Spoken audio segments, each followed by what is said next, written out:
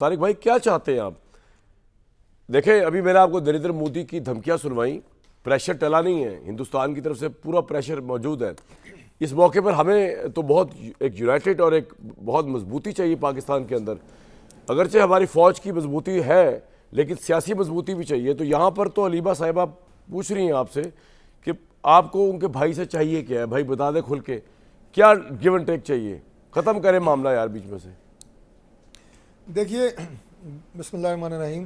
कामरान भाई, गुजारिश ये है जनाब जनाब कि जो आपने आखिरी बात की है ना, मैं वहाँ से बात शुरू करूँगा कि इसमें कोई शक नहीं है कि इस वक्त फायर बंदी हुई है, जंग बंदी नहीं हुई इंडिया के साथ। और जो नरेंद्र मोदी इंडिया के साथ हर्जा रसाई कर रहा है और ऐसी बातें कि जो मैं कहता हूँ कि जंग अजीम में भी किसी हेड ऑफ़ द स्टेट नहीं की होंगी, इस तरह की जाहिरियत की, फस्तायत की जो गुफ्तगू वो कर रहा है।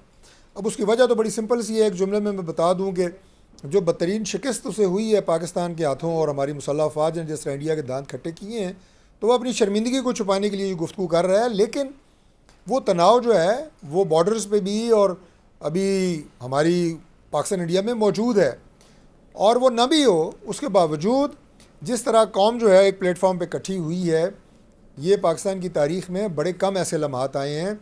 और इसके बाद की जो सूरत हाल होती है वो ये होती है कि आपने इस इत्तेहाद को बरकरार रखना है। सही बात है। इससे अपने सिस्टम को बेहतर करना है, ठीक है। मिलजुल के आपने हमारे कंसोलिडेट करना है। जो खराबियां मौजूद हैं, जो पॉलिटिकल इदारों में हर जगह के ऊपर चीज़ें जो है जिनकी पाबंदकारी की ज़रूरत है, इसलाह की ज़रूरत है, बेहतरी की ज़रूरत है, वो मिल के करनी है। ये इससे फ़ायदा उठाना है मुल्क और कौम ने।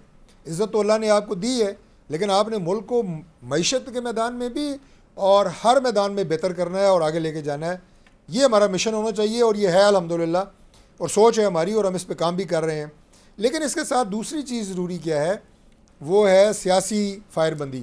सही बात है, सियासी फायरबंदी, ताकि तो वही तो अलीमा कह रही है, बताना चाहिए कि आपको उनके भाई से कुछ लेना कुछ देना। मैं आ रहा हूँ उनकी तरफ, मैं उनकी तरफ आ रहा हूँ। तो मैं बता रहा हूँ कि ये हमारी चीज़ें अंडर कंसिडरेशन है और हम इस पर काम कर रहे हैं।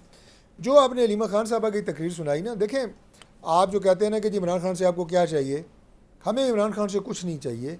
लेकिन पाकिस्तान में जो स्टेट है वो और स्टेट के जो इदारे हैं, रियासती इदारे हैं, उनके ख़िलाफ़ इमरान खान साहब और उनके पैरोकार और उनके जो social media activist and vloggers and handlers सारे, उन्होंने जो लाइंस क्रॉस की हुई हैं, उनका उनके पास क्या जवाब है? 9 मई का उनके पास क्या जवाब है? उसके लिए कौम को एतमाद में लें। माफ़ी का लफ्ज़ चले मैं नहीं इस्तेमाल करता, कौम को एतमाद में लें कि जी हमने ये इसलिए किया था, कि हमने ये इदारे को पामाल इसलिए किया, हमने रियासती इदारों के सरबराहों के ख़िलाफ़ ये जो इतनी सोशल मीडिया पे और हर जगह तहरीकें चलाई, ट्वीट्स किए, क्या क्या ट्रेंड्स बनाए, उसकी उनकी क्या वजूहत थी? तो कोई तो उसका जवाब देंगे ना। ये तो नहीं है जनाब कि क्या चाहिए भाई, हमें क्या चाहिए। वो इमरान का ट्वीट मेरे सामने है, रियासत के लिए वो तो कह रहे हैं कि जी देखें, सुने तारिक भाई, वो ये कह रहे हैं कि भाई 9 मई सिर्फ आधे घंटे का केस है। वो पता नहीं सीसीटीवी फुटेज जो है तारिक फजल साहब की गवर्नमेंट ने छुपाई हुई है, सामने ले आए, नंबर 1। दूसरा, वो पॉलीग्राफिक टेस्ट पे बड़ी बात हुई, मैंने भी कल की थी। वो कह रहे हैं कि पॉलीग्राफिक टेस्ट तो शहबाज शरीफ का होना चाहिए, उनसे पूछना चाहिए कि फॉर्म 47 से आया या फॉर्म 45 से। एनी हाउ, बात ये है कि आज जो अलीमा खान ने कहा है और दूसरी तरफ तहरीक इंसाफ फिर कह रही है कि पूरा मुल्क गिर एहतजाज भी हो सकता है। तो ये सोचे ना आप कि अगर आप कोई मामला डील नहीं करते इमरान के साथ और एक मुल्क गिर एहतजाज की कॉल आ जाती है, जैसे कि गंडापुर भी कह रहे हैं, उनके जुनैद साहब भी कह रहे हैं, तो एक तो इंटरनली आपके लिए बड़ा मुश्किल हो जाएगा लॉ एंड ऑर्डर संभालना, और एक्सटर्नली हम इंडिया से अभी भी हालत जंग में ऑलमोस्ट। तारिक साहब भाई, बातें दो हैं। पहली बात यह है कि ये बात बिल्कुल वाज़े तौर पे तहरीक इंसाफ सुन ले कि उन्हें मुल्क में इस तरह का इंतशार फैलाने की कतई तौर पे इजाज़त नहीं दी जाएगी। जिस नरेंद्र मोदी की धमकियों का आपने जिक्र किया है और जो ख़तरात जंग के अभी भी मंडला रहे हैं बॉर्डर के ऊपर, तो क्या हम इन इंतशारियों को इस बात की इजाज़त दे देंगे कि ये पाकिस्तान के जो अंदरूनी सलामती है उसके लिए एक चैलेंज और मसाइल खड़े करें?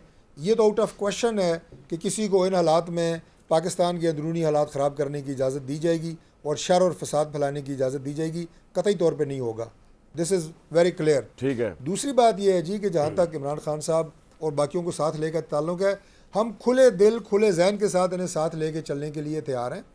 बैठें, जब 7 मई को प्राइम मिनिस्टर असेंबली में खड़े होकर ये बात कर रहे हैं कि मैं ये अपने चैम्बर बैठा हूँ, पीटीआई के भाई बहन आए बैठें, ये आगाज़ है जो सियासी सीज फायर की मैंने बात की आपका है, पॉइंट आ गया। इसको आगे लेके चलना है। वो जो प्राइम मिनिस्टर की स्पीच है ना, हमारी वो जितने तो, सियासी में सर वो तो आपने रोलर कोस्टर दिया हुआ ना कि इमरान खान की रिहाई पे बात किए बगैर, हाँ तहरीक इंसाफ से बात करने को हम तैयार है, तहरीक इंसाफ के अलावा बात करने को तैयार है। इरशाद भट्टी साहब, ये जो मोदी अच्छा, मैं इमरान खान की रिहाई पे एक बात कर दूं। जी जी रिहाई पे एक बात कर देता हूं। जी जी जी देखें, अब हालात वो नहीं है जो कि इमरान रिहा हो जाए। 10 मई से पहले के थे या 5 और 6 मई के पहले से थे। सुने सुने, अच्छा नहीं, मैं ये कह रहा हूँ कि उस वक्त इमरान खान की रिहाई बहुत मैटर करती थी ना, वो एक मुख्तलिफ पाकिस्तान। अब मैटर नहीं करती। आज अल्लाह ताला के फजल से पाकिस्तान बहुत आगे बढ़ गया है। पाकिस्तान अब बहुत आगे चला गया है। पाकिस्तान के इशूज़, पाकिस्तान के चैलेंजेस, पाकिस्तान के टारगेट्स और हैं, उसमें इमरान खान अंदर हो या बाहर हो, अब वो कोई फ़र्क नहीं पड़ता।